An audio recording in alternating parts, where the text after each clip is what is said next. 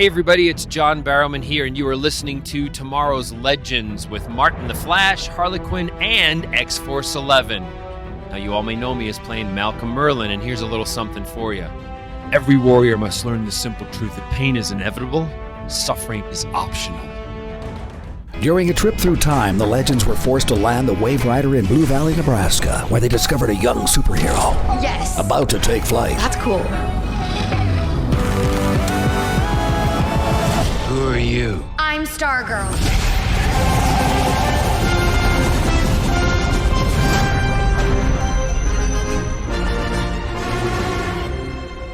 Tonight on Blue Valley CSI, Officers Whitmore and Dugan find the evidence of Mr. Sharp's murder that will help them find the killer. Wait a second, that's not the show we're here to discuss. It's Stargirl Season 3, Frenemies Chapter 2, The Suspects. And I'm not holding the candlestick in the ballroom, The Flash.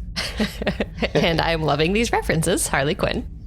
And I'm CSI-NC on the case. I'm X-Force 11.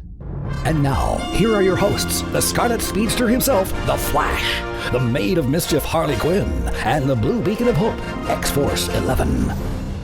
Yes, hello. We are all here. Harley is back. She's with us. It's been like since season 1 of Stargirl, since you've gotten to talk about it. With you guys, yeah, actually it has. I did guest on the 42 cast to give my download on season 2 because I had done season 1 with them, so they invited me back for season 2, but this was like over a year ago. So I did get to talk about it, but just, I haven't been on with y'all since the end of season 1 for Stargirl. Yeah. Well, that was just you and me. I think that was before Was X-Force it? joined us. Wait, Jeff wasn't with us? I was just giving feedback at that time. Yeah, you and me started it, and then Jeff took over for season 2 because you were busy. And Oh, right. This is the first time it's all three of us. Yeah. Oh, well, that's fun. I'm just so used to the three of us now. Hello, Legends. Ah, there she is.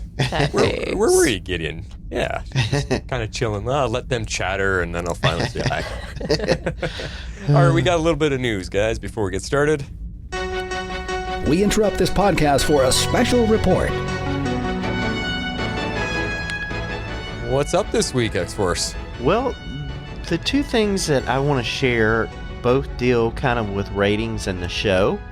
So I've been watching the ratings for the show, and episode 1 was down from a 0.07 to a 0.06 from the season 2 premiere, but episode 2 matched episode 1, so we didn't go up or down, so we're kind of still holding steady.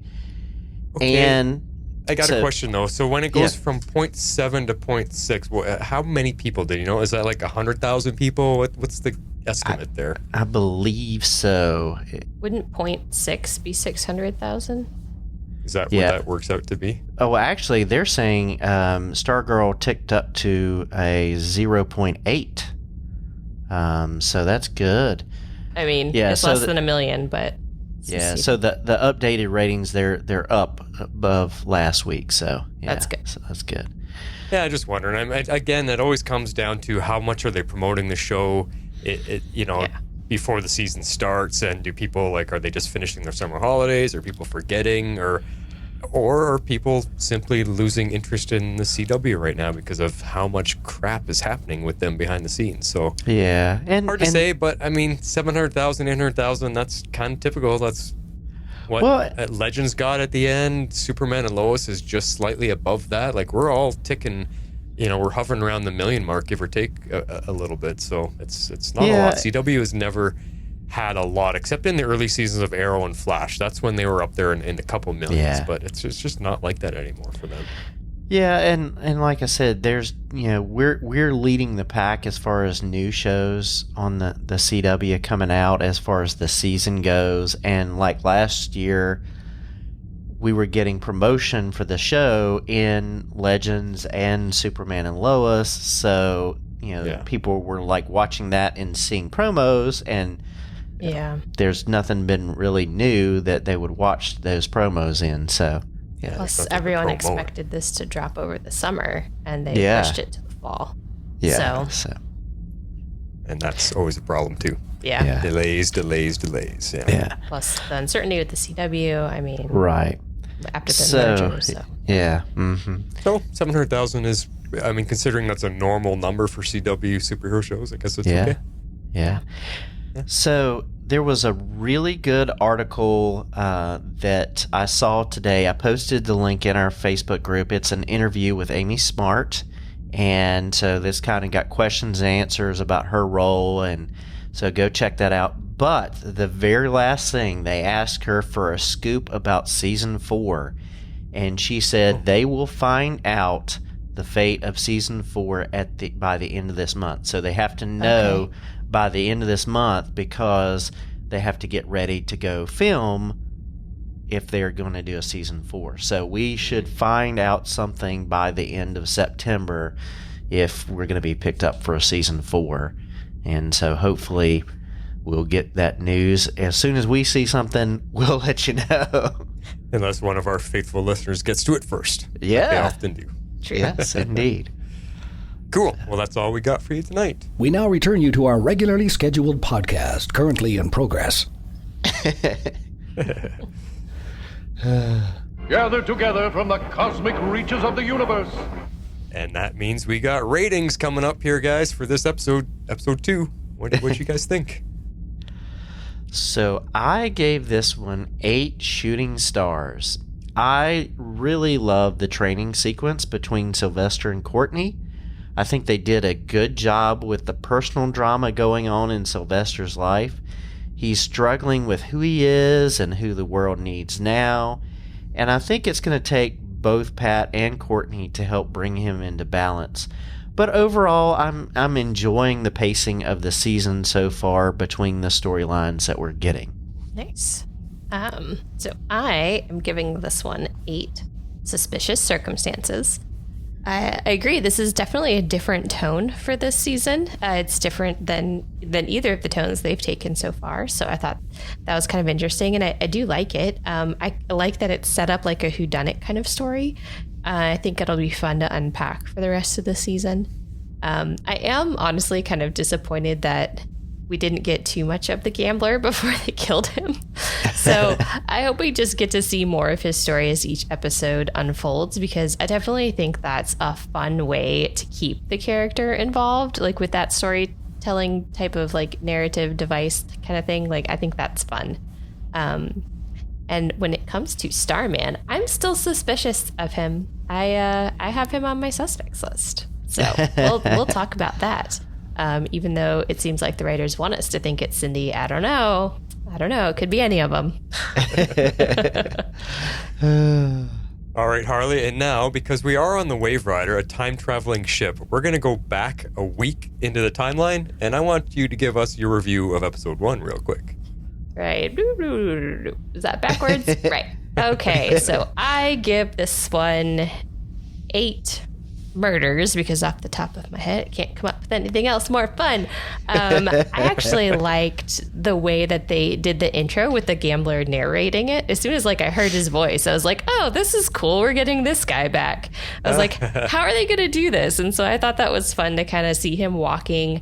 It was definitely a slower episode. You could tell they were using this episode to catch us up on where everyone is, what kind of the status quo is, and how they're going to move through this season going forward. So I did hear from several people at DragonCon that they did not like the premiere episode. So I was kind of expecting it to not be great when I watched it, but I liked it. It was slow. It was definitely slow, but you know me, I'm a sucker for an origin story or a good setup. So I was pretty good with it. I like that they explained what happened to Starman, although I'm guessing you guys hopefully maybe unpack that a little, because I was like, this is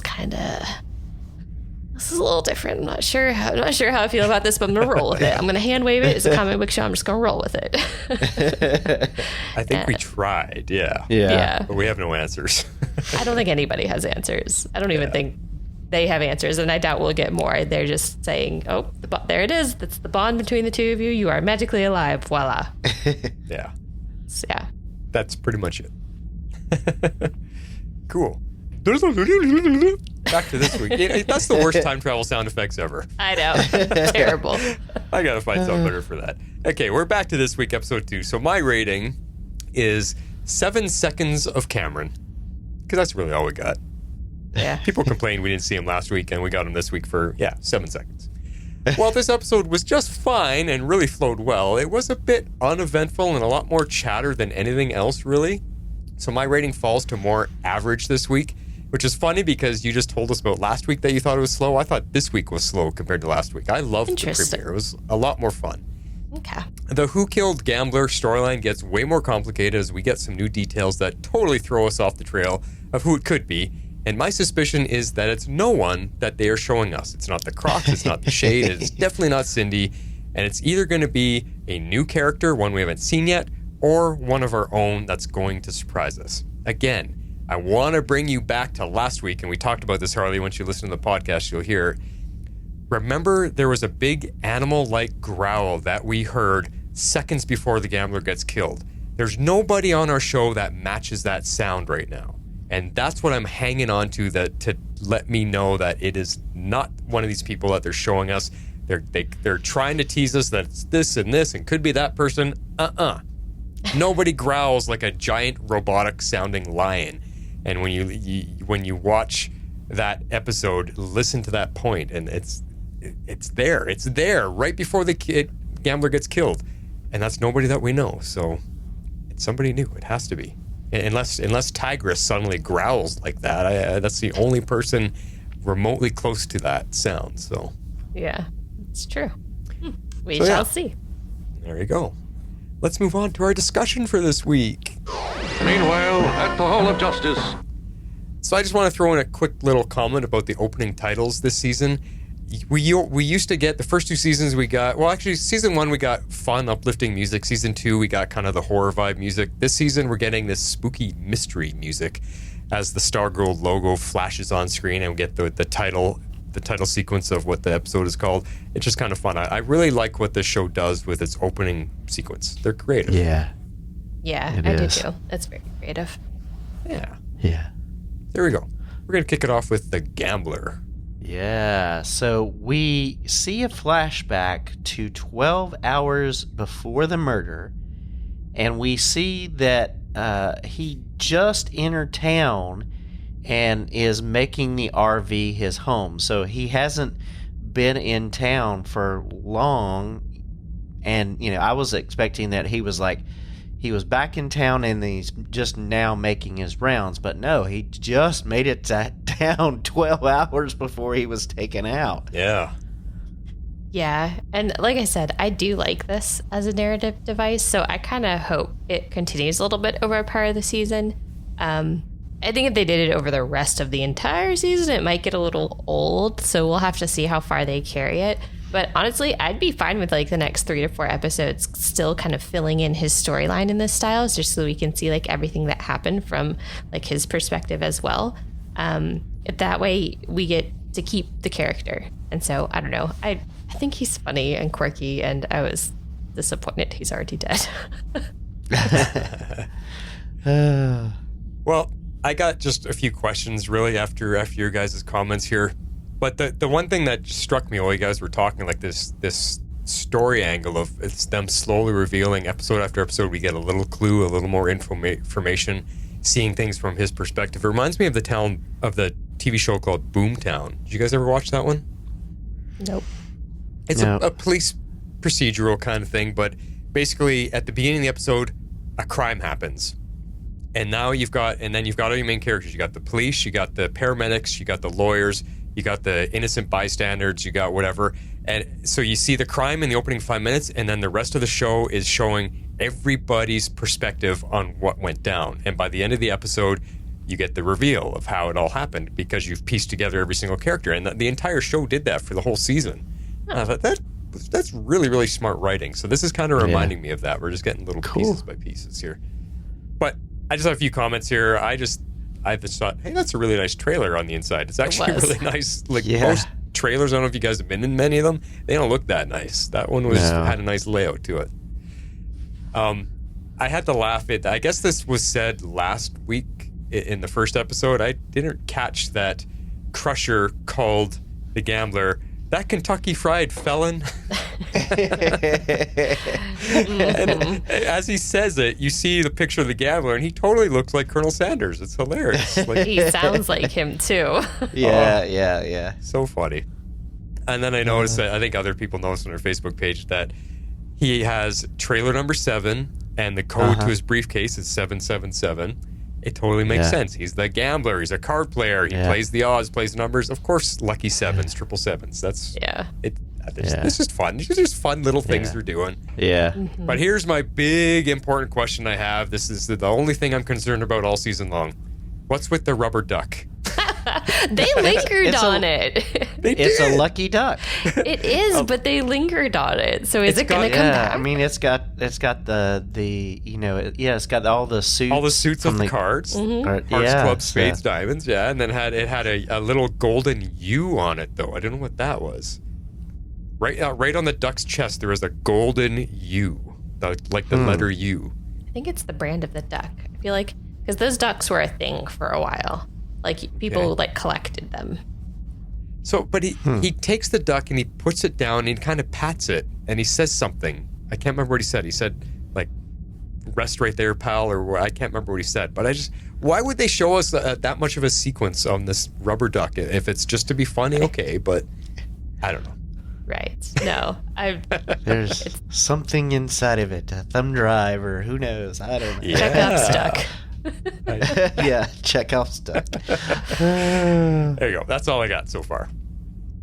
Nice. But I like this because we get to see some of the missing pieces from the events of last episode.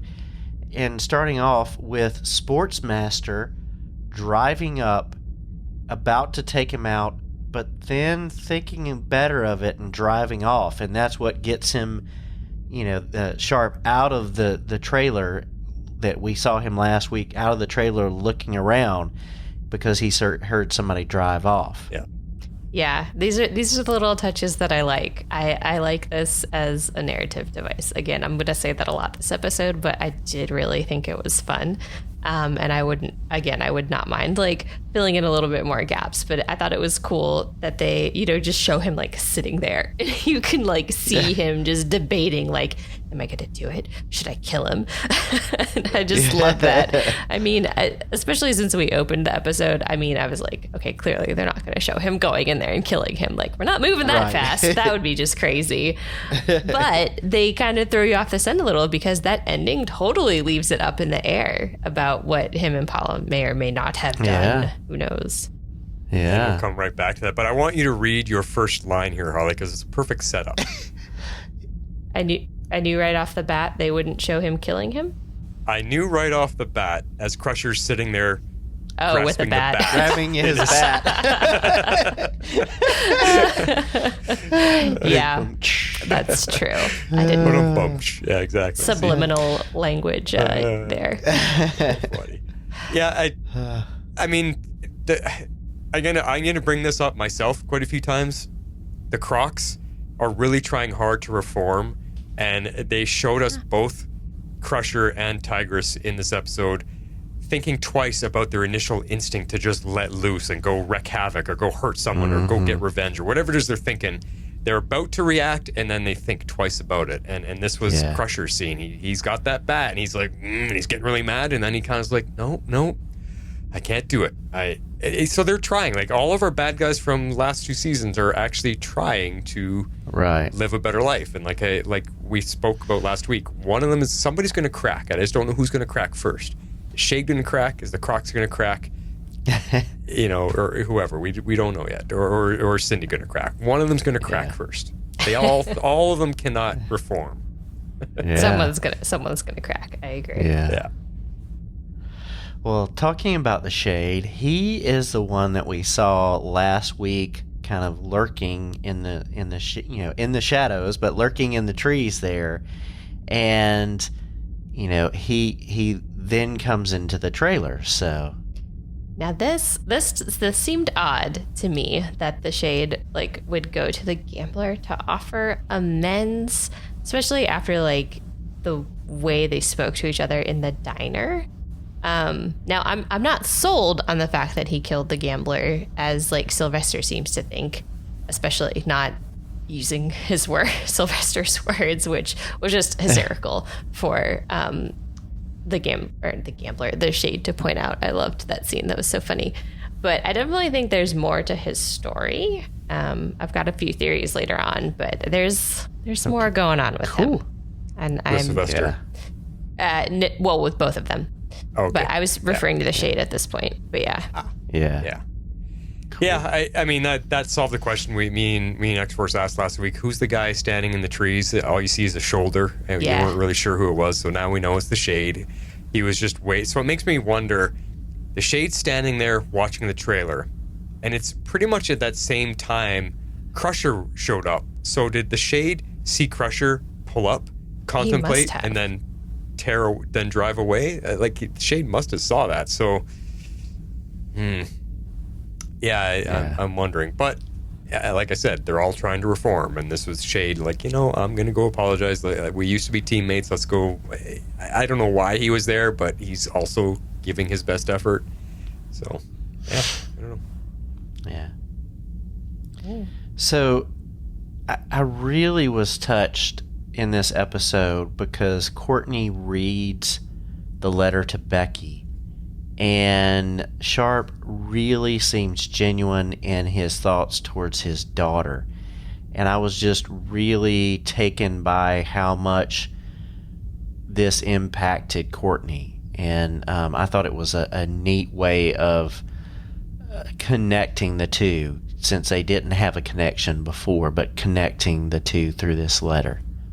Yeah, I mean, and I liked the parallels that they drew between Courtney's relationship with her dad and the gambler's relationship, or I guess lack of relationship with his daughter, but the simple fact that he wanted one and was trying so hard to like find her. I feel like I thought that was a good way to kind of connect the two characters a little bit more. And I mean, because we know Courtney has a soft spot for everybody. She's too trusting, as is noted several times throughout this episode. But I did like that sort of connection there, and like why she felt he was being earnest and believable. But I'm definitely curious about Becky. It seems just like another way that perhaps the old guard starts to hand off their legacy to the new guard. Even though he's dead. So maybe she'll end up being kind of like a Gambler 2.0, or like, I don't know, something along those lines. That would be kind of interesting if she is a villain in her own right, following in her father's footsteps. That is such a good idea, Harley, because she doesn't know that he exists. But once she finds out, she's going to be super upset that her dad was killed before she got a chance to know him. So going with your idea, she studies everything about him to become the daughter he'd be proud of. Not knowing that he was trying to reform, she probably is going to find out everything about him as the gambler, and she's going to be like, that was my dad? Whoa, okay. I'm going to live up to his legacy, and I'm going to go, be that daughter that he would have been proud of by taking up the mantle, so to speak. So I really like that idea. But then going back to his letter, it really does show that he's trying to turn the tide over on himself. I mean, you listen to the letter that Courtney reads. That's your proof right there that he was genuine about what he was trying to do.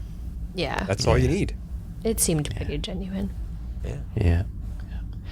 And we talked about in the feedback last week, but for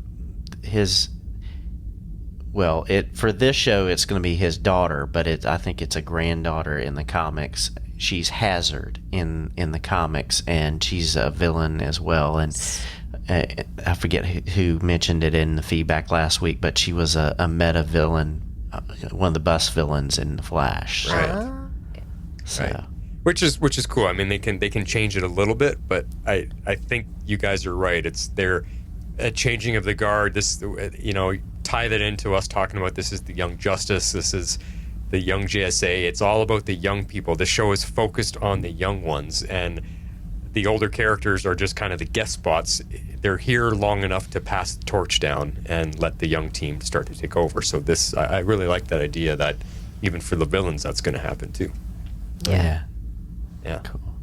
All right, so let's get into the JSA and their friends or frenemies. So Rick and Yolanda think Cindy is the one behind the crime, but Dr. Midnight's goggles could not find a bullet wound.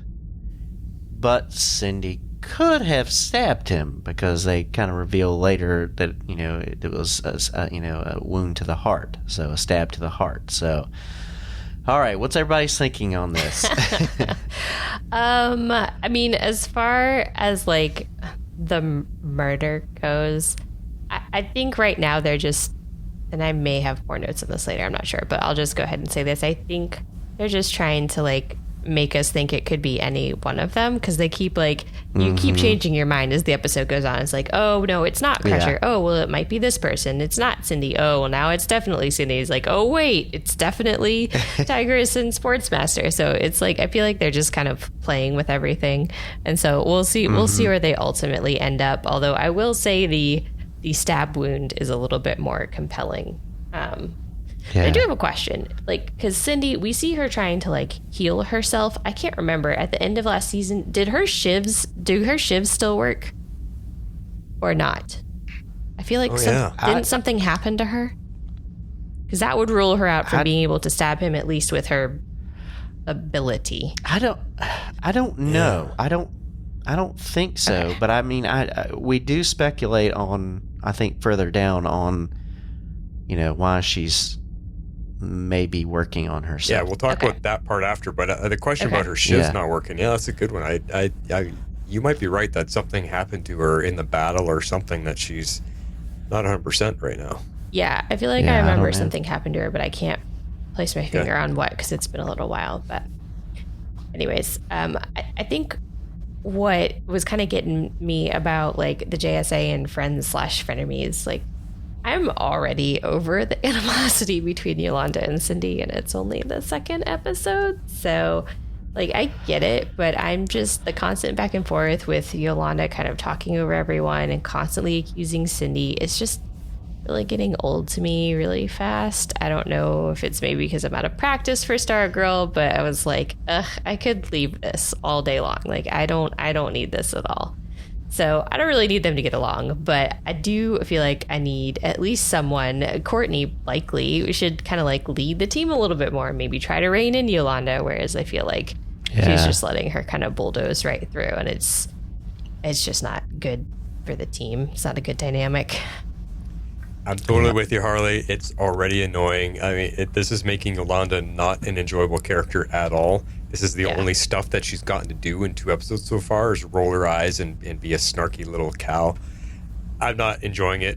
It's blatantly obvious that it's not Cindy, so I just want her to wise up and shut up, because it's ridiculous. The evidence is there for them that it's not her. The stab wound to the heart, we'll talk about that a little bit later, but I think you're right. I think everybody knows, or maybe they don't know, but Cindy isn't able to do that right now. So I don't know what's going on there. But the thing with Courtney leading the team, what's bugging me about her is she's too sheepish right now. Yeah.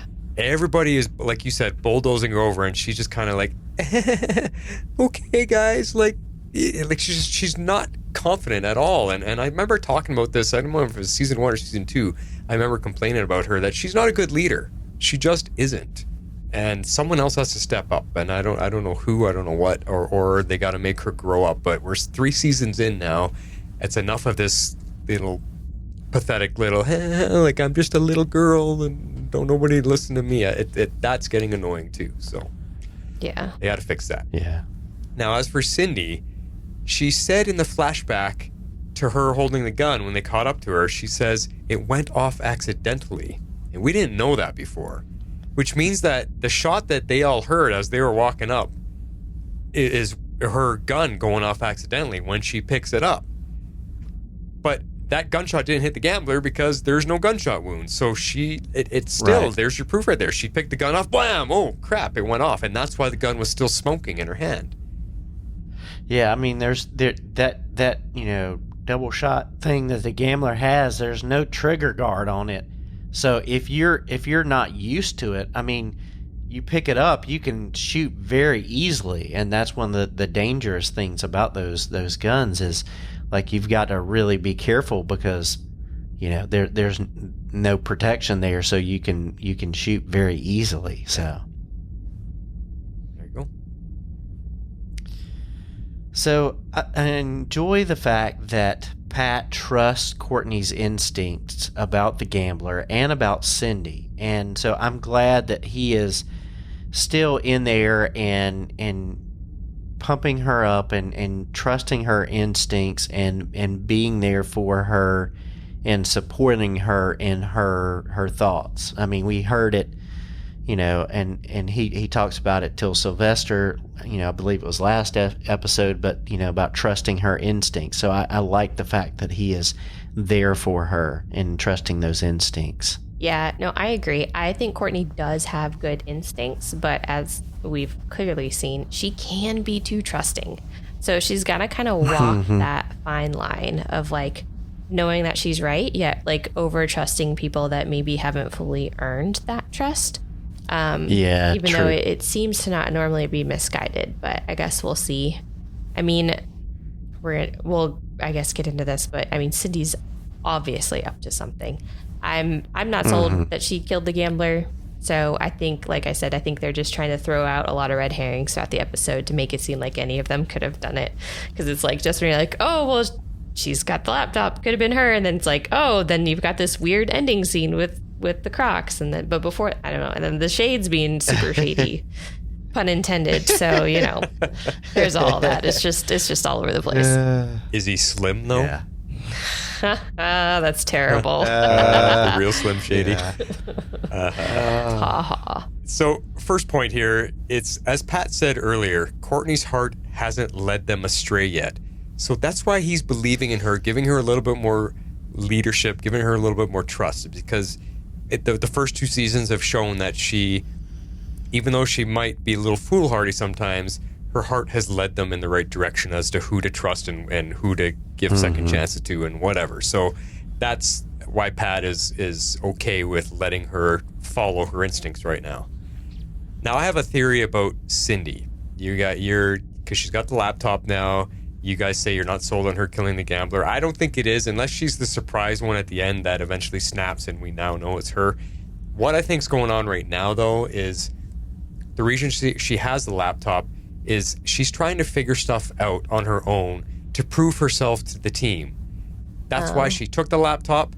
I think she's trying to hack into it so she can look for some clues, because we know the gambler was looking at the video footage before he went outside and got killed. So if she can unlock that and find out what he was looking at, she'll have a huge clue as to what's going on. So I think that's what she's doing right now. She's looking for ways to prove herself to the team that she's on their side and she's helping them solve this, and she just wants to do it her way, which is what me and Jeff talked about last week, is that she's trying to be a goody-goody, but she's not going to be able to. She wants to get to solving things her way, and that sometimes means walking in the gray area a little bit.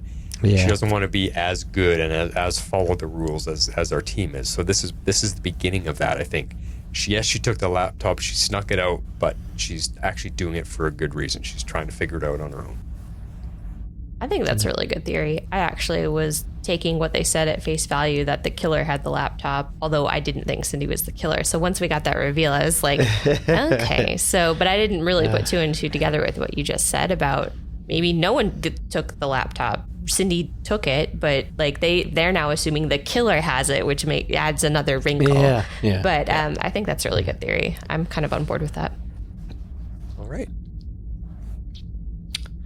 So I wanted to talk about Rick a bit, because Rick knows that Grundy didn't kill the gambler, because people, Sylvester brings up how the trailer was looking, because Grundy's still in his grave. Yeah.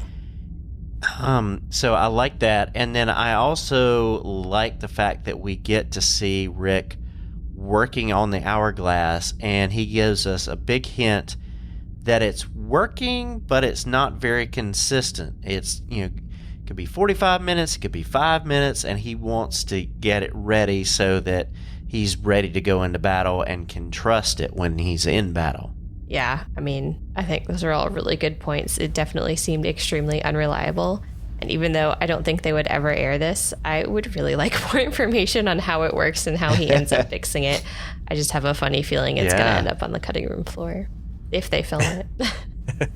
Yeah. Well, this comes back to the pacing of this season so far. Again, I like that they're showing us little by little he's working on it, because we know there's a big change coming. I can't wait till they give us his new version, like we talked about in our preview, right? Yeah.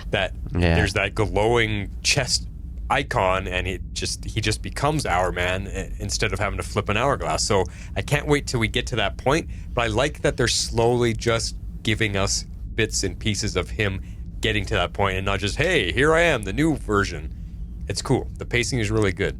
Yeah. But of course the hourglass is inconsistent. I mean, look at the thing. It's glued together. It's taped together. So of course it's going to be off. Like, it's not functioning properly. So that's a good point. And some of the sand is probably still in his front yard from last season where it got broken. He won't get a full hour out of it. Yeah. So I think I still am in the camp that he made new sand, because we did get a glimpse at his notebook in season 2 at one point. Oh, that's true. Oh, right. I never got to talk to you guys about all of this. Maybe this was season 1. I don't know. I thought he made the sand. Or he was going to make the sand, because we saw found new sand. Yeah, it's like it stood for like equations, like elements and stuff. I thought. I mean, probably some of them are made up elements at this point. But But to your question, how does it work? Okay, sure. Using chemistry, he can create the sand, but how does having it in an hourglass hanging around his neck by him flipping it, how does that transition to him getting power? Where's that connection? Comic book science and magic. And it's tied. It's magic. It has to be. And magic. it's tied into his genetics. Yes, because that's right. only his family can, like his dad and him, can use it. Somebody else couldn't take it and flip it and use it. That's so true. there's a piece we're missing though that explains that. So yeah. I'd like if we got it. I'm certain that we won't, but I would like it. Maybe when he figures it out and he transitions to the new version of himself, maybe he explains it to the team, because they're probably going to ask him, hey, how'd you do that? And maybe he'll explain it to us. Yeah. Or maybe we'll just get who knows? I don't know, a couple of words of hand wave. It's this way now. I'm just looking forward to it. I like Rick, and I like his story, so it'll be cool. I do too. Yeah. He's Mr. Grumpy right now. He's just sitting back in his chair looking all grumpy, but it'll come. Yeah. And we've talked about it earlier. It's I'm with you too that this infighting among the JSA is getting old. I understand it from a logical point of view that right now, like, we are in school year 2. So we had school year 1, which is season 1, summer school, and then they had basically July and August off, and now we're starting season 3. So it's just been one school year since that Cindy did all this stuff to Yolanda. Yeah. But for us, it's been multiple years. But everybody's at odds, and Courtney's trying to make peace, but I understand it's only been 2 years, but still, for us, it's been a lot longer. Well, that's a good point to bring up. That makes sense for them. We got to think of where the characters are at, and for them, it's still pretty fresh and raw. So, So I want to go back to the whole gambler talk here. I want to ask the question: what killed the gambler? The clues we have are blunt force trauma, stab to the heart, that loud growl that I'm telling you about to remember, and the smashing sound of his trailer being hit. We also hear that after he dies. There's this massive, and the way I described it was like a lightning strike or something. There's this big, massive, booming crash sound that caves his trailer in. What causes that? It's not Cindy, because she's not strong enough. They even told us that this episode. Could it be Grundy? Sure, he's strong enough, but he's buried in the grave still. What else could it be? Those are the clues we have going forward right now, and that's why I think none of them point to any of the characters we have seen so far. None of those clues show up or make sense. Yeah. Things to think about and remember. Yeah, that's true. Definitely things to remember, because as of right now, I have no clue. Do you know the growl that I'm talking about, Harley? Yeah, I heard that too. I distinctly remember that. Yeah. Yeah. So. Yeah. There we go. All right. Moving on. So, Sylvester and Pat. So, getting to see them working together is fun. We get to see Sylvester really, falling back on his previous ways and working, being the hardline guy, but his butting heads with a shade just doesn't work. And this is my favorite scene, so we'll talk about it later. But the shade says he forgave the gambler, and Sylvester is just not ready to give that up. Yeah. I still think there's more to this story with the shade. There's more going on. Yeah, definitely. Yeah, but what? Like, I don't know. It just seems like he's holding something back. He's like, I thought I could try to make a life here in Blue Valley, but obviously I see that I can't. And, he's at odds with Starman. So what is he trying to do? Was he just wanting to settle in and just live a normal life? Or what was he trying to do? Because he does say, I've got my own problems I have to attend to. Well, what's he referring to? Right. And that leads into another scene coming up later that we talk about when he shows up to talk to Rick and Beth. So there is something going on. What problems does he have to settle for himself? We don't know. But at the same time, he is, like I said, all the bad guys seem to be trying to settle down and reform themselves. So what's his story? Yeah. I don't know. Don't know if we'll find out more. I assume we will, but the thing is he left. He, like, stupid Starman, he made him leave this episode. Now we're gonna miss one of the best characters for who knows how long. I don't think for too long, but anyway. I've got some theories later. Yeah. But this, I won't say much on this point either because it's in the favorite scenes too, but I love how Pat talks with Sylvester afterwards. We'll get back to that. Into that more later too. Okay. Flash and I were back to back on our favorite pretty much. Nice. So, but part of this we get to see is Sylvester pulling Courtney out of school for a little training. And like I mentioned in my opening thoughts, I really enjoyed getting to see them work together and learn from each other. And I'm really excited to see how much Courtney can grow by getting to see how he uses Cosmo and how she can adapt that to herself. So I'm excited to see where that will go. Yeah, I thought these scenes were really neat. I enjoyed kind of watching each of them showcase their unique talents with the staff. So I am looking forward to a battle where maybe both of them use the staff together. I thought that would be kind of cool if they like pass it back and forth.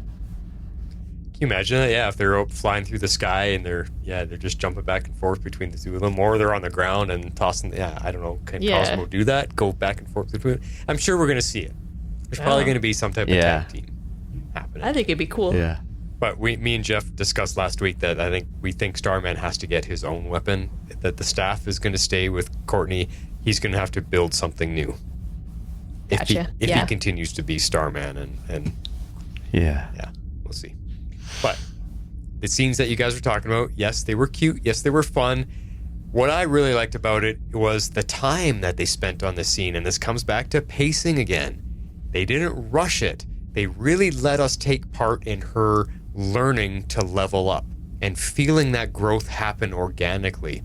Like I said, the pacing is just really nicely done. And I loved it. It was very slow.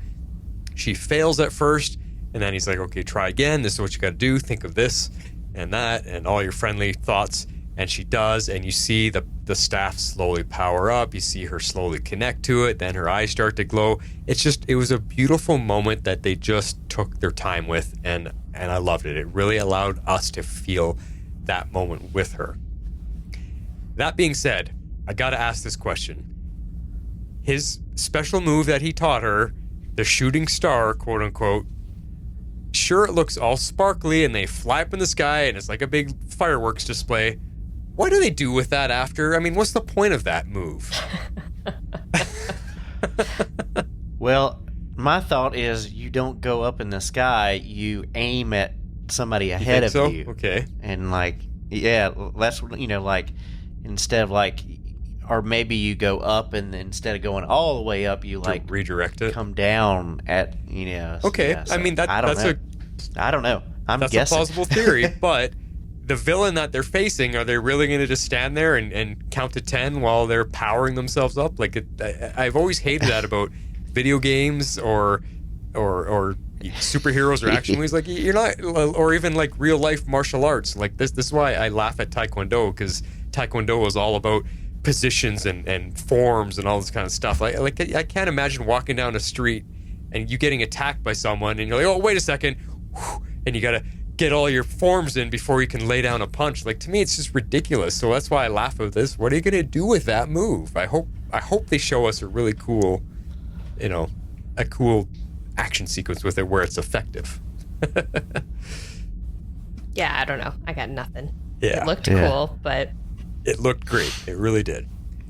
And here's some funny questions. I'm just poking fun at the episode now because we laughed when when the Green Lantern exploded at night while people are dining at the restaurant and nobody noticed all the green fireworks.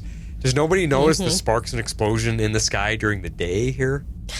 I thought that exact same thing. Are they that far out in the middle of nowhere? Where's that water tower? Like, I don't know. Well, I'm assuming that's the same water tower from, was that season 1, where Stripe and Courtney are sitting on top of the water fountain talking. So, it's hopefully a little ways out in the country, but who knows? My other question, kind of refresh me. Where are we at? We're season 3 of Stargirl. Does nobody in the town, the regular residents, the citizens, do they not know that there's heroes and villains running around their town? Are they all completely hidden still and nobody's revealed themselves? Or did people witness stuff? Because at the end of season 1, there's a huge battle and a lot of stuff happening. But do people know? Or not? I don't know. I mean, that's a good question. It's like, with them running around constantly in costume all the time, how do they not know that there's heroes there? But they never really acknowledge it. Nobody talks about it. It's not in their newspaper. There's nobody, nobody's asking questions. Right. And even like the papers that we saw last week that, happened when the family was on vacation where they were saving stuff, they weren't like, it was like a flashing light and da-da-da-da-da. There was nothing like, the world has not been announced like, okay, here's Stargirl, she's taking over. Like, I don't think it's out in the open that people know that they're heroes yet. And maybe we'll get to see that, this season, but I don't know. We're going to come back to Barbara's scenes in a moment here or come up to it eventually, but you just listen to her I guess it's Beth's dad, actually. He's like, oh, look, a tornado hit. Like, did you see the guy's trailer? A tornado hit. Like, nobody seems to know that anything's going on. They're just believing the news. So, yeah. I don't know how they've missed all the people in costumes, but... Again, we joked last week, Arlie, like, what happened to the school? Like, that was my rating, was 8 destroyed schools that nobody noticed or something. I can't remember what I said, but it's like, the school obviously had to be fixed after the summer. Nobody's questioning They're it. all zombies, I guess. Or they borrowed the Legends mind wipe thing. Yeah. Wipe, whatever. So we get to see them go to the Shade's house, and Sylvester just cannot let it go, and he goes ballistic and takes down the Shade until Courtney calls Cosmo back and really saves the Shade's butt there. Yeah, no kidding. I definitely feel like Sylvester is having a hard time letting go of his past. So really appreciated seeing Courtney kind of call the staff back to her when Sylvester kind of gives into his darker urges, because it's kind of like, to me, the staff will always be attracted to the light. And I think like Courtney has a lot more light and positivity than Cosmo's former hero in Starman. So I liked that it chose her at the end. Yeah. So Sylvester is kind of bugging me a little bit. It's grating on me a little, his reaction. But I can give him a pass for now because he did just wake from the dead. We have to put ourselves in his shoes and where he is at. He just crawled out of his grave, which I hope we get an explanation for. We really don't know why or how he is brought back to life. All we got, like you asked us, Harley, all we talked about last week is he explains when your connection with the staff happened, it reignited my connection to the staff, and that's when I woke up and I'm in my grave and I crawled out of it. But that's not enough. We don't know what's going on. But again, putting ourselves in his shoes, all he knows is the last moments of his death. That's what he's reacting on. He fought the ISA, watched his team die, and then he died, and that's what he remembers. That's the most recent memory of his life. So that's what he's reacting on. That's what his emotions are being based on. That's why he can't trust anybody and why he's angry at everybody giving the bad guys second chances. So he has to learn to trust the people around him, that things have changed in the however many years it's been since he died. Things have changed because that's all he's got to go on. And so that's what I'm hanging on to. Even though I'm being bothered by the way he's acting, I have to remember, oh yeah, I know where he's coming from, and it's okay. He'll figure it out, maybe. Yeah, I think it just seems like he cannot get past his past failings. I mean, he's angry at himself for failing the JSA because they killed the person, and it was hard and it just hurt the JSA, and he really blames himself for that. And like I said many times before, I think he needs Courtney and Pat both. That past relationship that he had, that somebody that really knows him, knows who he was, and this new person who's taken up the mantle, and I think he really needs both of those people to really show him the way. I think those are really good points for the moment. I'm going to still place him on my suspects list.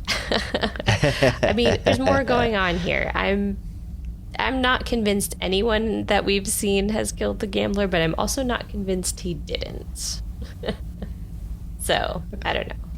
I don't know if there's more to his story or not. We'll see. Yeah. I repeat everything I just said, so I'm not going to say it again. But for me, I'm sticking to it's someone new. Again, that loud growl. No one has that sound yet that we've seen. So that's my main point that I'm sticking to. And here's my question. Later in the episode, he's on his bed in the basement, and him and Cosmo are having a conversation. So he can talk to Cosmo. He understands. They have a rapport with each other. They have language with each other.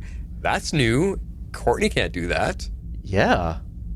Yeah, that really blew me away too. Is the connect? I mean, he's had that connection with Cosmo for much longer. And it's like we joke, like think about the Star Wars universe of like, everybody knows what R2 is saying, Yeah. and to just us, it's beeps and boops and that kind of stuff. But that was an interesting turn of like, there's.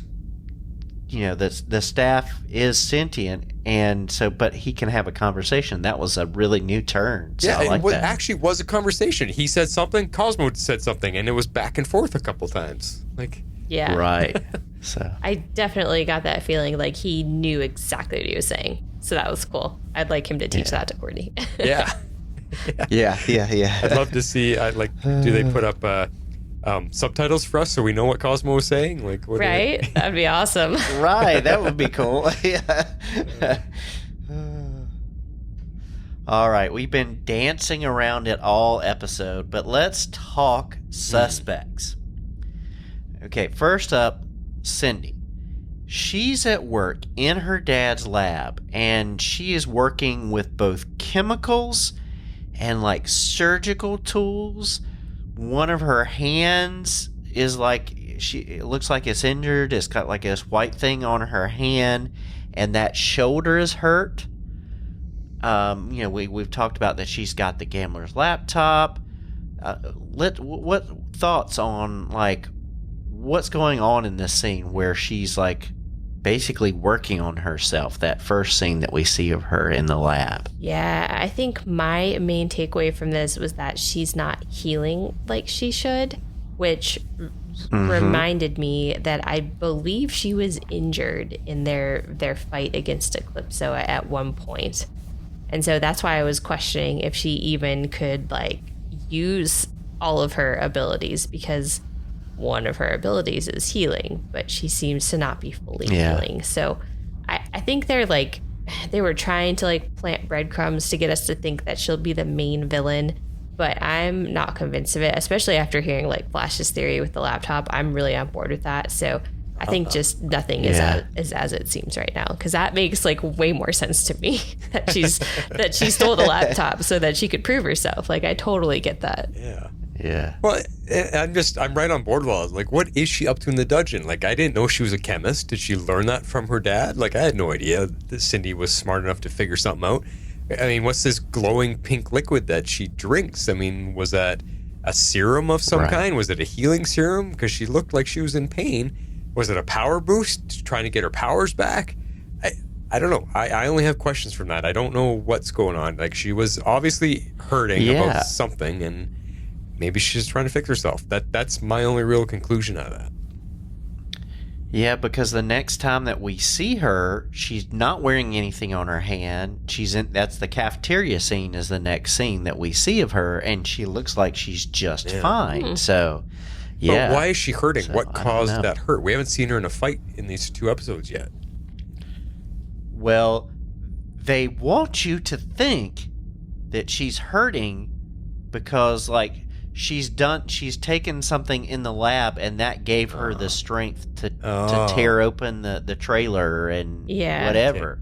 That's what my thinking is, where they're trying to lead you, is like she's taken this this serum, and it gave her like temporarily super strength, but it kind of wore off, and like she's hurting from it. But that's my thinking of where they want to make us think, but I don't know. I think I seem to remember she was injured when they were fighting Eclipso at one point. Probably. I haven't gone back to watch, but I distinctly have that memory. And also, I definitely remember from season 1, there's some scenes in like a chemistry class where she talks about how boring it is because like she's like a chemist genius because she was working with her dad. So there you go. So she absolutely is extremely adept. Oh, good pull, Harley. Good pull. Yeah. Good to have you back. Thanks. Good for something, right? Many things. All right, the Crocks are next. All right. My favorite. Yes. So at the end of the episode, they're working out in the gym, and they're worried about people finding something out that Tigress says they're going to find out sooner or later. What is it? What's going on here? Let's speculate. Oh, man. Speaking of nothing is as it seems, like, I don't even know. Like, what are they talking about? Like, I honestly have no idea unless it's something ends up to be something completely innocuous. Like, they're talking about the fact that she ends up buying the chocolate cake because they can't make one or something like that. You know what I mean?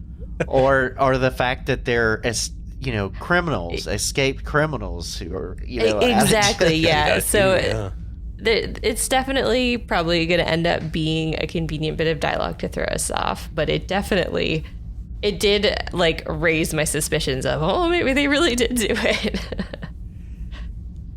Or maybe they hired the gang from last episode to come into town so that Artemis could prove herself, and they're thinking that the JSA and others are going to find that's true. Speculations. That's probably more likely. That's probably more likely. It's totally something else that they're referring to. It is not the murder. It wouldn't be so on the nose like that, or else this whole season is just a waste of time. This whole whodunit angle. They wouldn't tell us like that on the nose. And you stole my thunder, Harley. That was my joke. Sorry. Cheating I on didn't read baking the note. cake. But I think it's something completely silly because it's the Crocks. They're perfectionists. They have to excel and win at everything. That is their competitive nature. That's what they're teaching their daughter, Artemis. And I bet you it's something silly that they've cheated on, that they whatever, just to make sure they win or it's perfect or whatever. And it's going to be, and because they're the Crocs, because they're perfectionists and they realize they couldn't do something perfect, that's why they're in the gym. They're pissed off and they're working out their stress. Like, damn it, we had to cheat on that. That's the Crocs. I think that's what's going on. This whole idea of the show trying to lead us to thinking it's them that killed the gambler is to me a Crock of boop. That's funny. There you go.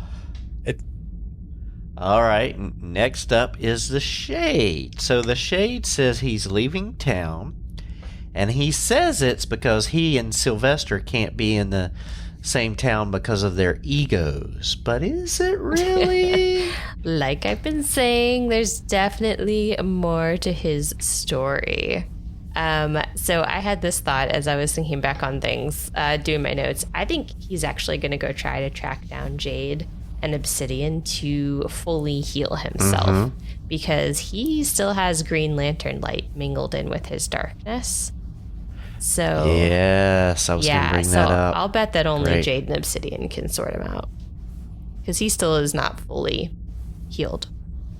We saw that after his altercation with Starman. Yeah, and I have a question here. Like, if you guys are missing what he actually said, he showed up at the garage to talk to Rick and Beth says, "You look awful," and he replies, "I ran into something very large and very stupid."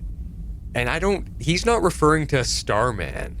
He's referring to something else, because Starman, threw him on the back, but he didn't look this rough. When he shows up and sits on the couch there, his hair is completely a mess, and he looks banged up and he's dirty. That wasn't from the confrontation with Starman. I think a lot of time has passed. I think it's now evening when he shows up there, because remember at the end of the scene with Starman, he says, "I have my own problems to attend to," and then he shades himself away. He goes and obviously deals with one of those problems, this very large and very stupid something, and it beat him up. So I don't know. There's something happened that we don't have a clue about. And he met somebody, met a character, and it could very well be the murderer, and we just don't know yet. Like, the Shade knows who it is. He's figured it out, or he went to confront whatever it is and got beat up for it. Yeah, I wasn't really thinking about any of the time passing. I didn't notice that he was more disheveled and that sort of stuff. I honestly just thought he was talking about Starman, and I kind of giggled at the line. But very big and very stupid. I mean, the very stupid part, sure, he doesn't think any of these guys are smarter than him, but very large, Starman's no bigger than he is. So that's why I'm going. Yeah, it's true. And he looked pretty worse for wear. I don't know. That's just my theories anyway. Yeah. My other fun thought is that there's a scene early in the episode, going all the way back to the beginning, when he shows up at the gambler's trailer to apologize to him, and the way he walks in, the way he talks, I just looked at him, I thought, man, this guy could play a James Bond. I'd watch him as Bond. Yeah. Totally could do it. Yeah. And then the other thought I had earlier, we haven't talked about this scene, is when the Shade's at the restaurant and you see a close-up of the poor waitress carrying the cup of tea, and it's shaking and rattling because she's so nervous. I so feel for that waitress, like having to serve him tea for the 44th time, as he says. She's so nervous. Like, it's just a fun little thing. Yeah. Yeah, and if you believe his alibi, he worked with her all night long to teach her how to make tea. Yeah. So good. He did. It's just a fun little moment that she's getting to have this fun little side character story for herself with the Shade, and it's just fun. It was just fun. And she perfected it. She did. All right. Yeah. All right. Well, Harley, do you want to put your thoughts on Starman here in the suspects, or have you already covered that? No, I mean, I don't have anything concrete. He just seems suspicious to me.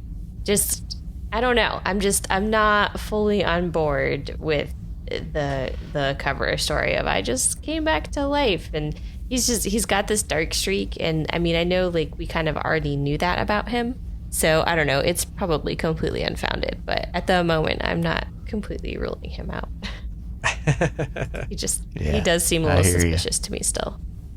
Well, do you remember, Harley, I brought up a few times in the last couple seasons, we were talking about Starman when he first showed up again, and I kept referring to that scene because everyone was like, yay, Starman's back, he's going to teach Courtney, it's all going to be fun. And I said, no, there's something about him, he's wrong. Remember how creepy he was when he went to see Pat's ex-wife at the diner? Yeah. And then this very next scene after that, he hops in his car and he's looking in the mirror and he's like adjusting his face and checking himself out, like, is everything okay? Remember I kept talking about how there's something wrong with him. Is he a shapeshifter? Is he checking to see that he looks right still? Is he a clone? Like, what's going on? That was my suspicion about him. But now, after these 2 episodes and him sharing his story that I just woke up from the dead, I crawled out of my own grave, I have no idea what's going on, I'm trying to find my way. I think, going back to that scene, he's looking in the mirror because he's like, holy crap, I'm alive. Like, look at me. My flesh, I should be decrepit. I should be decayed and gross, but look at me. I'm okay. Is this me? Like, what the hell? I'm alive again. I think I've switched my take on that scene now. That's a good point. Yeah, for sure. He's definitely out of sorts. So I don't know. We'll see how it all goes. But he's just, I don't know, something about him at points. It's not all the time. I do think when he's trying to help, he's trying to be genuine, but there's something else there, I feel. So we'll see. It's weird too, like when he is when he's with everybody else, he kind of just speaks normally, but when he's with Courtney, his niceness is a little bit over the top for me. It's a little bit corny or campy. The way he was with Courtney, like, you know, it's like me. Hi, Harley. It's so good to have you back. Like, I'm just, your voice is my favoriteest thing on this podcast. Like, I don't talk to you like that. No. Because that would be weird. And that's how he is with her. Yeah. So I don't know. There is something off there. All right. So we're going to move to, I don't know, the CD story. I don't know. But Mike and Jakeem and Thunderbolt. D story. So Mike and Jakeem want to make the big time, and they think they can do that by solving the murder. So Mike writes out a super specific wish for Thunderbolt for Jakeem to make. And even then, it's not enough, because Thunderbolt says the killer has many names. So this, again, raises a lot of questions, because who of the suspects that we have seen has many names? Or is it somebody else that we don't know yet that has many names? But I love that Thunderbolt's true to its form, and it's not going to give a clear answer. It's gonna do the convoluted. Well, it's got many. The killer has many names. So, I mean, here's my thing with that. Don't all of them technically have many names? Because if you consider their alter egos versus their real selves, and they could have nicknames, and like there's all different sorts of names that people could have. So I'm guessing this will just also end up being convenient dialogue that's going to make sense once we have the answers, but is intentionally vague to keep us guessing this early in the season. So yeah, to me, again, it's another clue that doesn't match anybody we've seen yet. To me, many names means more than 2. So I'm thinking something like it's someone we haven't seen yet, but I'm thinking along the lines of many names, like someone, like if you're talking about God, for instance, some people call him by many different names all throughout the world. He's believed by different names, or the devil, or the Dark One, or the Dark Lord. Like I'm just thinking of things like that. There's all these different names for the very same person, and that's why I have a feeling it's something like that. That whatever characters it's going to be is known by different people as something different. Does that make sense? What I was trying to say? Yeah, that makes sense. Yep. So it's a good theory. Now, the other thing I wanted to say is just this Mike and Jakeem thing. The one scene that I did like about them too is once they decide, they're like, "Hey, we're not detectives," or Jakeem says that, and then Mike's like, "Oh, but we are now." And that's when Thunderbolt actually speaks up and he starts rambling on about all this old stuff from black and white movies and TV shows, and yeah, he's just going on and on and on. And Jakeem's like, "I have no idea what you talk about ever." Like that actually made me laugh because he's talking about stuff that I know about. Too. Yeah. What's that? I said, yes, that made me laugh too. Yeah. Because I got all the references, and he keeps like, I don't know what you're saying. I'm Yeah. like, oh. Too young. Exactly. It was funny. I'm old. So it made me laugh. But the other thing, me and X-Force talked about this last week too, is these two guys are totally Young Justice. They are trying to prove themselves worthy to be on the big team. That's what they're doing. It's completely a Young Justice storyline. So I at least I'm finding that much enjoyment out of it. I felt like their scenes were entertaining for sure. Yeah. I like the actors together. I actually think they have a pretty good chemistry as friends. They do well back and forth. It's better than Mike trying to be on his own with trying to be part of the team because it never worked. So at least he's got someone of his own stature to work with. So yeah, I like that. I think it's going well. But like X-Force said, it is the D-Strong. We've got 4 separate storylines happening right now. So much was happening. Yeah. You need to stop and think about it. Yeah. Yeah. All right. So Our next up 7-second is character. Cameron. Yeah. So something that I wanted to point out is like he is stuck in the same place where we left him, at the end of season 2. He's trying to create art and his hand freezes up and he can't continue. And I forgot to put this in the notes, like he blows up there in the art room. And it's a nice continuation that the art teacher has a cane after his injury last season with Eclipso. But, he kind of, apologizes to his teacher. But then later he's trying to do work and he can't. And basically his grandparents tell him that his destiny is bigger than art. Dun, dun, dun. But I don't want him to be a villain. I mean, they're definitely sending him down a darker path for sure. He's moody, he's angry, he's channeling his inner Batman. But I think, I definitely think they're sending him down the official Icicle Jr. villain route, and it makes me sad. Okay. I think it's just growing pains of getting natural powers, meta powers. I think he's hurting, he's uncomfortable, these things are happening to him, he doesn't understand it, and I think that's what's causing his moodiness.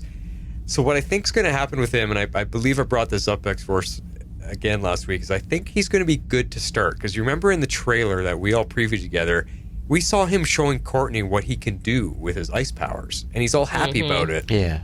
So he's sharing that with her. So I think he's trying to be good.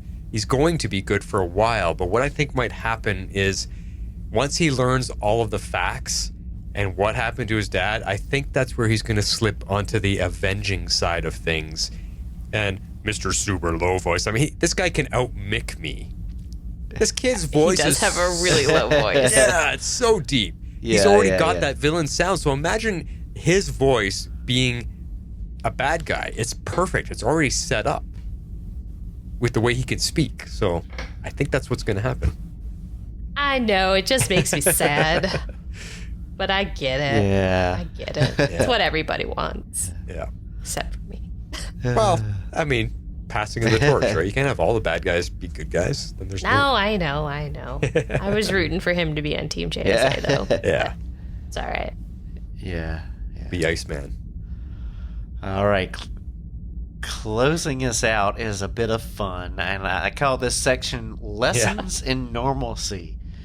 But I am loving Barbara's conversations with Tigress, and I can really dig this as a C story each week of them working together, of Barbara teaching her how to be like normal and like, to be like normal in society and being like, so I can dig this. Yes, give us more of this because it's hilarious. Yes, no, I am with you. This was actually my favorite scene, where the two of them are in her office and discussing baking, which is probably why I had that reference so ready earlier.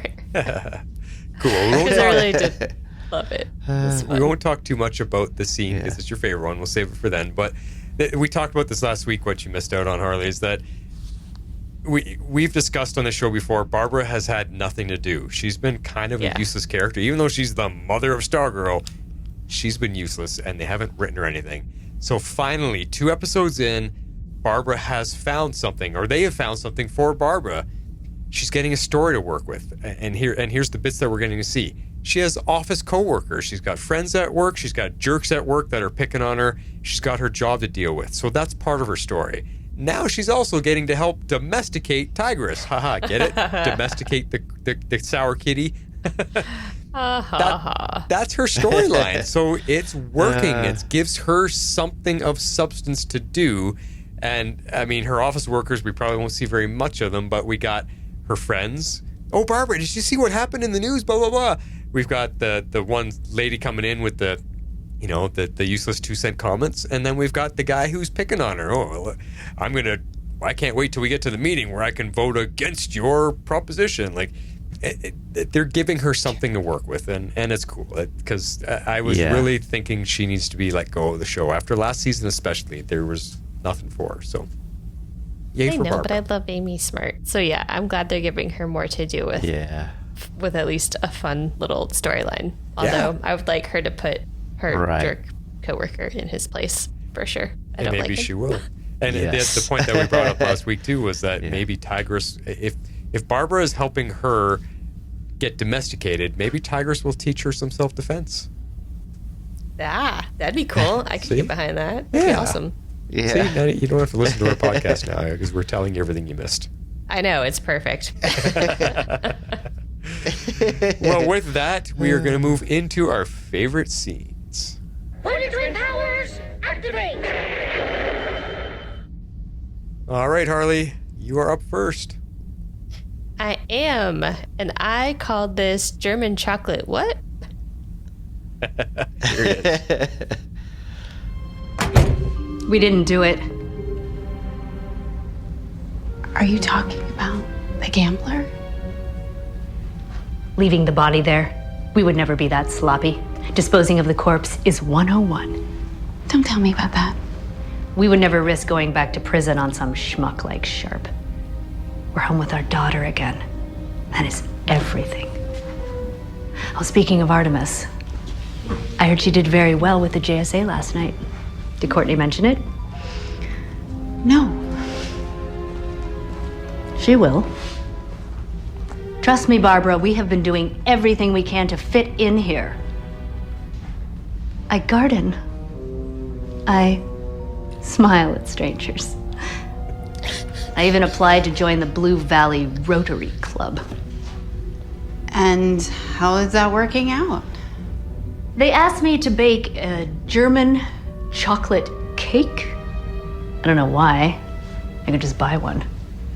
Well, it means more if you make it yourself. Why? Because when you put your personal time into something, it makes it more special. Why? Because it shows you care. Interesting. Baking makes people think you care. I mean, I do care.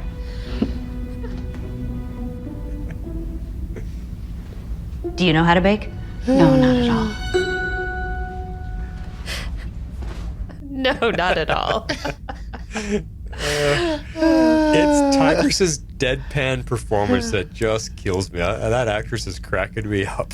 Yes. I know. She plays that character so well. I loved it. It was funny. It was just kind of like an out of the box thing, but I think I'm going to continue loving their interactions. Yeah. She always seems to surprise Barbara. She's just like, "Oh, hi, you're here. You've come out of nowhere. What is going on?" Yeah. It's like how she thinks friendship works. It's kind of adorable. Yeah. It's priceless. Yeah, it's this different kind of housewives type of club that they're creating. It's just so funny. Yes. Yeah. Desperate housewives. Yeah, it's funny. Domesticated housewives. All right, X-Force. You and me are back to back. Like my scene comes seconds after yours. So yeah. Right. So this is the diner scene where Starman and Pat confront the Shade, and I called it throwing shade because Shade definitely does that. So let's take a listen. We need to ask you some questions. If that's okay. And here I was wondering how my day could possibly get any better. I need to talk to you about the gambler.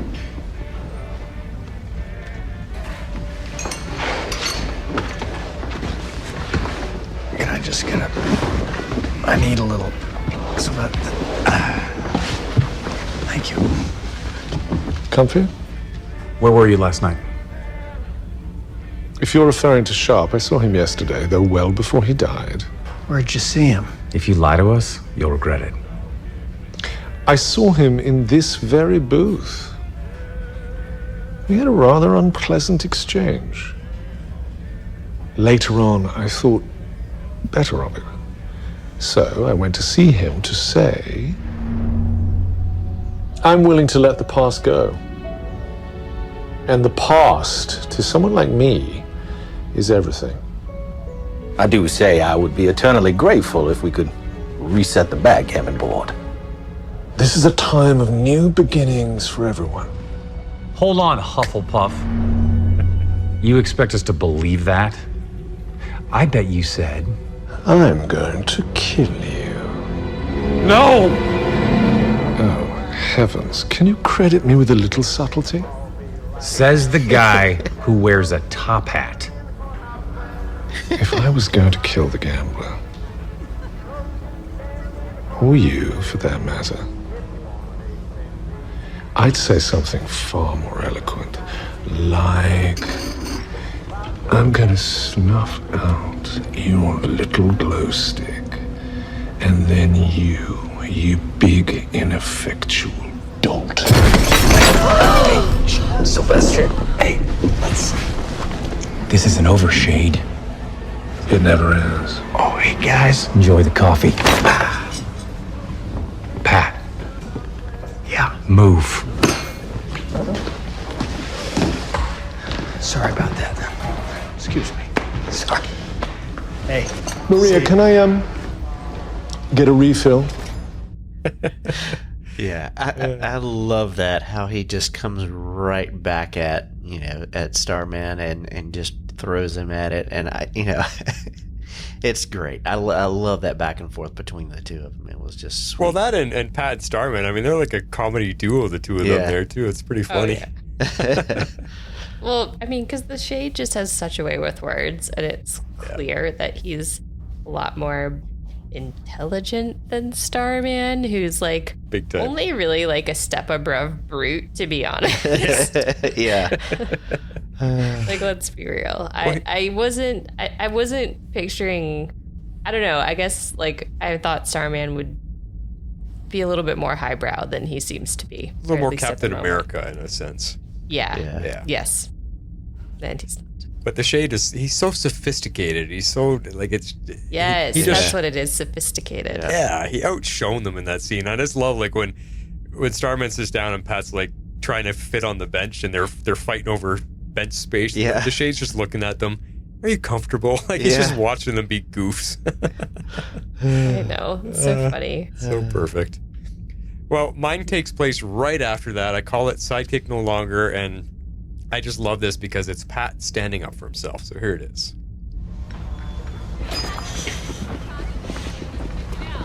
Hey, Sylvester. What was that in there? Huh? You're the sidekick, okay? I ask the questions. I take the lead. Well, that's not how it's gonna work anymore, Sylvester. What? I know this town, okay? And the bull in a china shop thing, it ain't gonna get you very far. We're talking about the Shade. He's a murderer. He killed the JSA. Okay, well, I'm talking about Blue Valley, all right? It's a small town. And you scared those people. They're just in there trying to enjoy a cheeseburger. That's all. Sorry. Yeah. Sorry. It's okay. Thank you. You always steer me in the right direction. It's my job. I gotta cool off, okay? Thanks. See, what I like is we witnessed just in that scene Pat finding his confidence. Yeah. When he first stops Starman, he says you could hear his voice is shaky. He's talking quietly because Sylvester's still very confrontational. But then once he hits his point where Pat's like, "No, I'm right about this. You've got to stop those. You scared those people. They're just trying to enjoy themselves." It doesn't work that his confidence grew throughout that scene, and he put a stop to it. And then Starman's like, "Yeah, you know what? You're right." And Pat's also like, "I'm not the sidekick anymore. It's not going to fly." Yeah, exactly. I like that. It's cool. Yeah, no, every time he said that more than once this episode, "You're the sidekick," and it was very off-putting to me every time. Yeah. That's kind of like what I mean when I say, like, this is not how I envisioned Starman, and I am not at all familiar with the comics, but Martin, that's a really good way to put it. I thought he would be more Captain America, maybe a little bit more almost Ray Palmer-ish, maybe more like a Boy Scout, and he is not. Like, he's kind of like more Bruce Wayne, more Batman. Yeah. In a lot of ways. Yeah. I was not expecting that. Yeah, good way to put it. For a character that's supposed to be based on light and positivity. He's not a very light and positive kind of guy. No, not at all. Yeah. And another thought I wanted to say about, we talked about without you here, is Cosmo. Are we ever going to learn where Cosmo comes from? How is it sentient? Where does it get his power from? Is there going to be a story for him? We saw that he can communicate this episode, so are they going to give us that as a storyline as well? Yeah, that would be cool to know this universe's explanation of it. So yeah. I don't know. Well, that's it for those favorite scenes. We're going to remind you about our Patreon. If you'd like to support our podcast, you can do so at our Patreon page at www.patreon.com/tomorrowslegends. So I had an idea, guys, live right here on air. It just struck me. As a small, minor perk to our Patreon supporters, what do you think of, we record here. It gets pretty late for you guys. It's Friday night. And then I stay up and edit the episode and get it ready for release for tomorrow. What if as soon as I got it done editing, I release it to Patreon right away? Because we always have it scheduled to go out the next day at like 10 in the morning or whatever. What if as soon as I'm done editing and I get it prepped, I release it to Patreon immediately so that our Patreoners have at least a half a day's advance chance to listen to it? I don't know. I don't know if any of our listeners are going to be up at the late time of night that I'm finally getting this thing done, but they can at least listen. It's just a small idea. What do you think? Sure. Well, it's fine by me. Yeah, it's fine with me. You're the editor, so it's kind of up to you. Yeah, well, I'm 2 hours behind. It's 9 o'clock for me right now, so by the time I'm done editing, it's usually like 11 to midnight. So depending where all our listeners are, they... That's true. But maybe they can get it first thing in the morning. I have no idea. It was just an idea.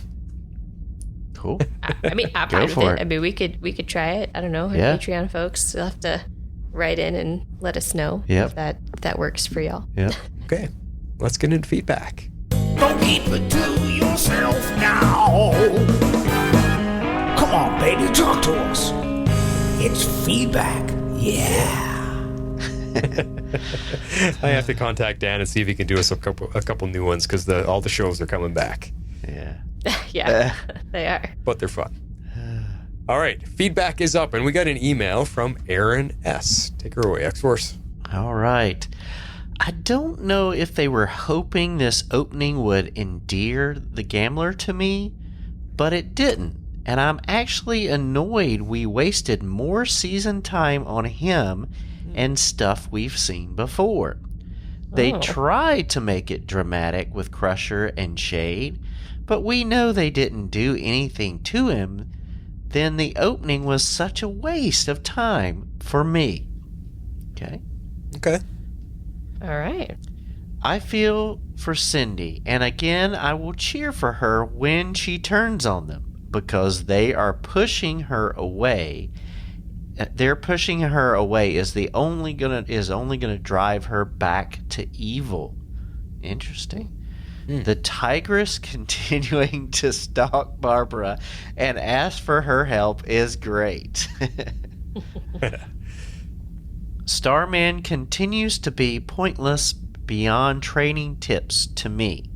I know they show him being nice to Courtney at times, but I don't fully believe he's a good guy like he claims. He might not be a villain, but he's not Superman either in morals, like some may have seen him once upon a time. Okay, good point. Yep. That's where I was coming from. Yeah.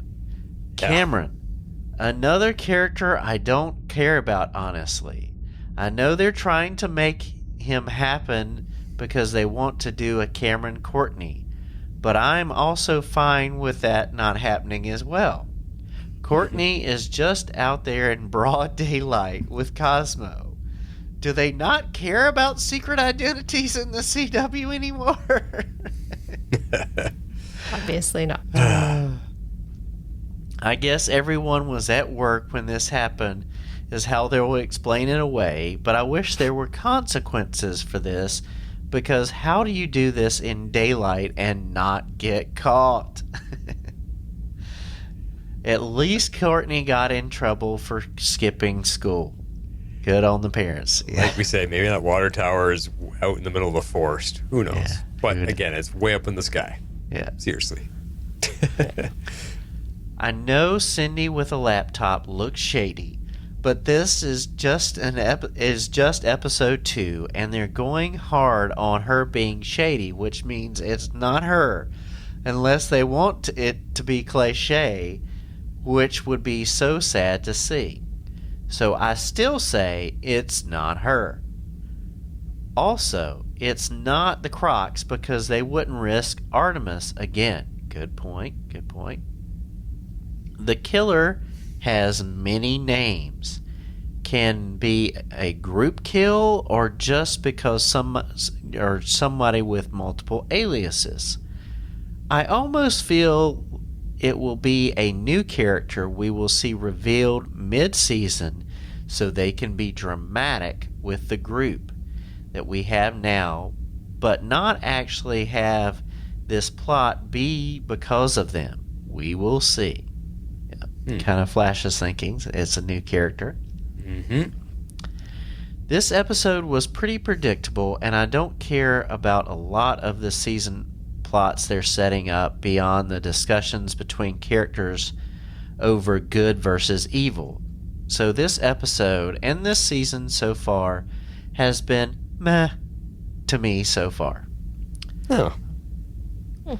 Well, thank you for your thoughts and some good points in there. No, good thoughts, and for sure, if it's not jiving with you just yet, well, hopefully they'll turn it around. Yep. We will see. Next up is Comic Geek Kev. Good afternoon, Legends. Another enjoyable episode. After watching the first episode and seeing the title of this one, it pretty much followed the formula I suspected. Each suspect's, quote-unquote, point of view of that day. After making sure that we knew everyone was in Blue Valley last week, this made sense. I think they did it pretty well. That part didn't take over the episode, but did start to answer some questions. The Sylvester Courtney practice scene with the staff was great. Most of the effects were very well done, even though I don't understand what the whole shooting star was about. See? Seems like a lot of effort to make fireworks. It's so true. But the process and effects were very cool. Why would a middle school boys' room say men? LOL. So true. I love how they showed it when they closed the door and it still just says Boys. Yeah. So funny. I mean, it's true. Why would it say men? Yeah. Anyway, I'm a fan of Seth Green, and I'm sure I'll get used to him doing the genie's voice, but I still expect to hear Gaffigan, which suggests he made a pretty big impression for the little screen voice time that he had. Gaffigan he's very distinctive, and I think Seth Green is doing a great job of mimicking him, but I still hear Seth, not Jim. Yeah. So, but it's good. It's still good. I hoped last year that Shade would be back and be at least semi-regular. I hope they continue to keep him around. After last week, it seems like there may be something a little off with him. See? So hopefully addressing this is part of the season as well. Just because he says he's leaving town doesn't mean he won't be back, right? Right? That last fade away of his was pretty nice. Yeah. Not much for the team to do this week. Guess they used all the SFX budget for the shooting star. Yes. I'd love to see more of Barbara trying to help Paula become a soccer mom. Although it seems Barbara needs some help there too. I really enjoy their interactions. Yeah. Or just baking lessons. Nice to see Cameron back for all 30 seconds of screen time. Was that his father in those sketches? Yes. Yeah, that was the sketches for the painting he did on the side of the building. Yeah. For the mural. Looking forward to some answers to the mystery and finding out who the big bad is, if it's been announced. I haven't seen it.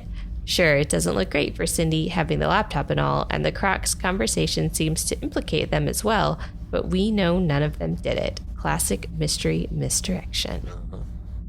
I give this episode 8.5 out of 10 shooting stars with no apparent purpose. Until next time, Comic Geek Kev. Nice. Exactly. All right, next up is Dad L.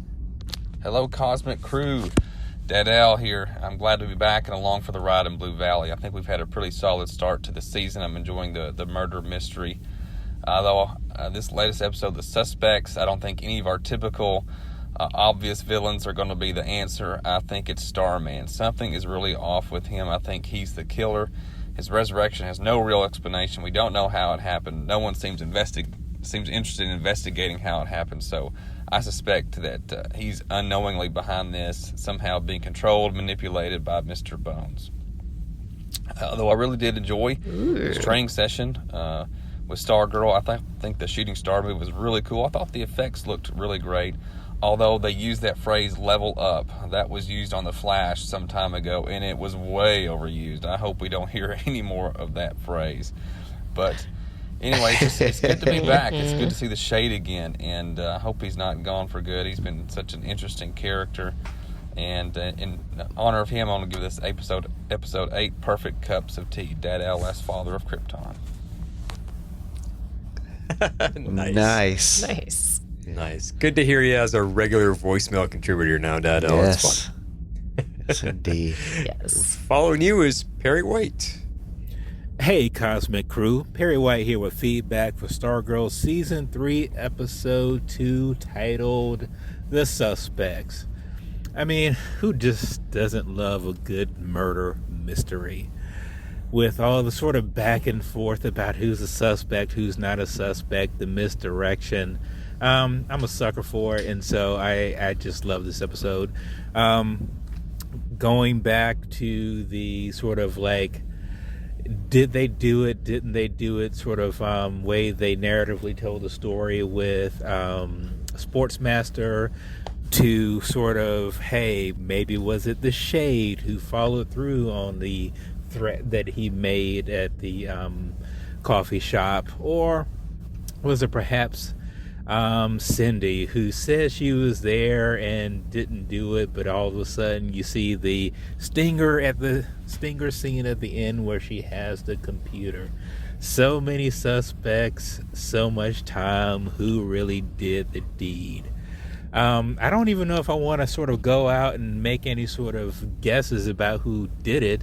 Of course, we had Jakeem and Mike call upon Thunderbolt to see if they could get some insight into who done it, and of course the key bit of evidence they were able to uncover was that apparently it was done by someone with many names. Granted, I did not know that reference right off, but apparently it could very well and probably is a Sandman reference. So that just adds to the list of suspects who could have done the deed. I'm probably just gonna, I know I said I wasn't going to make a guess, but I'm just gonna probably make the most outlandish guess that I could possibly make and say it was Barbara, because why not, right? I mean, if someone committed a murder and we have to find who did it, who's the person we would least likely think that killed the gambler? I'm just gonna say Barbara did it. Why not, right? I don't know if I want to give episodes a rating, but I just know that I had fun watching it. I certainly did not have like a whole lot of nitpicks or any issues with the episode. I pretty much enjoyed it all. So if I had to give this episode a rating out of 10, I would probably give it somewhere maybe 8 to 8.5 power staff moves out of 10. Speaking of power staff moves, I really like the effects that we're getting with staff, from the moves that Starman was doing with them to seeing Courtney go ham with the staff as well. Man, that's just really cool to see. And it just sort of shows that the producers, directors, the people who put on the show still believe in it. Because if they didn't, one of the things they would certainly do is cut back on the special effects. Anyway, I look forward to hearing what other folks have to say about this episode. I just think this episode, and I'm sorry, I just think this season is going to be one of my favorites because I'm a sucker for good murder mysteries. Anyway, this has been Perry White making my deadline once again. I'm out. It's a good point about the staff that the effects are up there. You can tell they've got a decent budget this season. Everything's looking really good, whether it's shade disappearing or the staff. Everything looks solid. Yeah, I agree. Yeah. No, it does. It looks really good. And squeaking in under the wire, it's funny. She went from the gold medal first place last week to like barely finishing the race this week. She got this in while we were talking. I just got it and I just threw it on the screen here.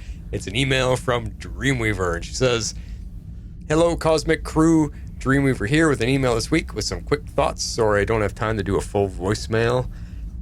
This week was another fun episode that laid some interesting groundwork for reveals to come in this season. I really enjoyed seeing Sylvester teach Courtney a new move with Cosmo in channeling her emotions into the staff, and I continue to love the VFX on the staff. They are so cool. It was also interesting, but not surprising, to see Sylvester's emotions flaring and causing problems. I bet we won't have the shade for at least half of the season.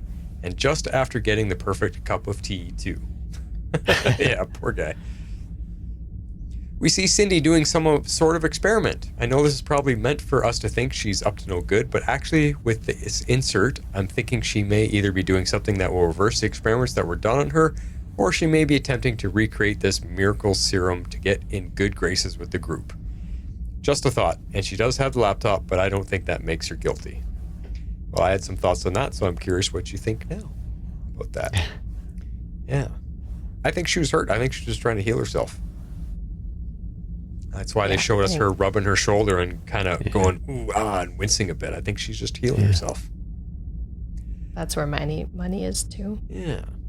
Still not loving Mike or Jakeem right now, but the clue that came from them was intriguing. The killer has many names.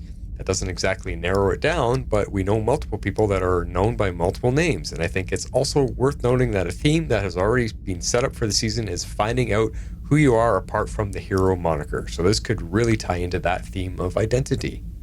Oh, that's a good angle to look at. I know that we've also talked a bit about how we're afraid Barbara won't have enough to do, and she is going to be a scene partner with Paula, but it looks like she may also have a nemesis at work, it seems. I just really think they need to bring the town into the story more, making it its own character. Yeah, we talked about that too, that well, I think it was Abby that brought it up. I think the town needs to get some life into it. Like the waitress. The waitress is a good angle. They're showing us that there's actually people that live here. There's things that are happening. So, yeah. And having Barbara's coworkers kind of adds to that. Yeah. People do live here. They're just dumb and blind. That's all. And we got a little bit of Cameron. Not enough, just a tease that he's having trouble with his powers and has built up a lot of frustration.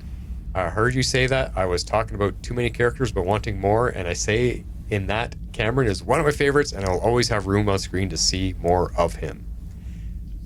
Is that a little crush, Dreamweaver? Do you have a little crush on the actor? Yeah.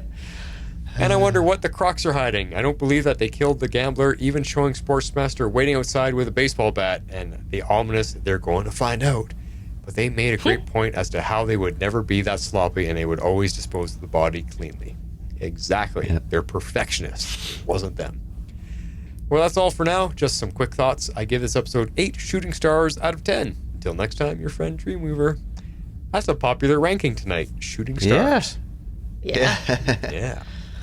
All right, you fine folks out there, if you want to send in some more feedback, it was good to have a few more of you this week, so we want to keep that going, amp up the feedback, because it's a lot of fun to hear your thoughts. So if you want to do that, just listen to this.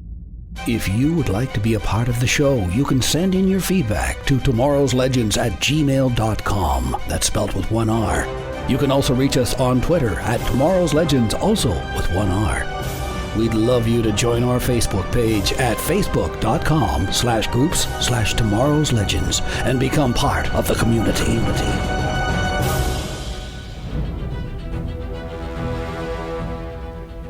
That wraps us for tonight, guys.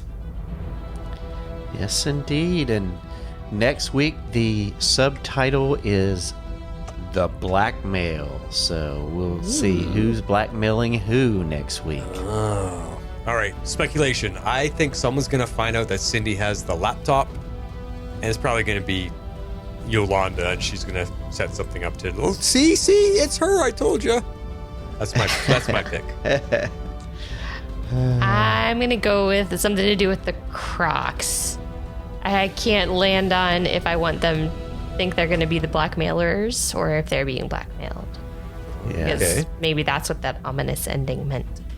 Yeah, that's my thoughts too. It was something about dealing with the Crocks, and they're being blackmailed because of their past and different things like that. So, okay, yeah. How does that tie in with them saying they're going to find out? Yeah, or maybe they're the blackmailers and they didn't do it perfectly. I don't know. Cool. All right, guys. Well, that is all we got. We do want to remind you about one last thing, though, is that we've got for you Patreon people out there. Remember to send in your bonus content, your bonus questions, so that we can continue recording a little bit extra content for you. So it's all about Stargirl right now, so get in your extra stuff about that. Whether it be questions about Stargirl or personal things you want to find out or learn or whatever, or just discuss topics. Whatever it is. The sky is the limit, as they say. Because, we're 2 weeks in and we haven't gotten any yet, so we're looking to you guys. And we'll get back going on the Patreon bonus content for sure. What else is going on, guys? Star Wars stuff is coming soon. I reminded you about that last week. Andor starting up on September 21st with 3 episodes it's premiering with. Holy cow, that's going to be a lot. Yeah. That's a lot. Wow. Yeah. So who knows what's going on. Are you guys watching She-Hulk? Do you like She-Hulk? Yes, I'm loving it. Yeah? Haven't started it Good yet. comedy, fun. Okay. I haven't watched this week's episode, but I've watched the first 3. It's okay. It's good. I do like the actress. She's a lot of fun, and I love the effects for She-Hulk. I think she looks fantastic. So yeah, really, really cool. Good stuff. And speaking of DC stuff, let's switch back to DC. Black Adam is coming out soon. I'm excited about that. Yes. Yeah, getting to see a movie version of the JSA. Totally. All right, now that is officially all we got, guys. This is The Flash, signing off. This is Harley Quinn. I'm out. This is X-Force 11. So say we all. Tomorrow's Legends is not affiliated with CBS, Warner Brothers, HBO, or the CW. We're a fan-made podcast for entertainment purposes only and are part of the Cybercast Network. Be sure to check out our partner shows, The Mandalore and Dive into DC, covering your favorite Star Wars and DC Comics properties. Thanks for listening.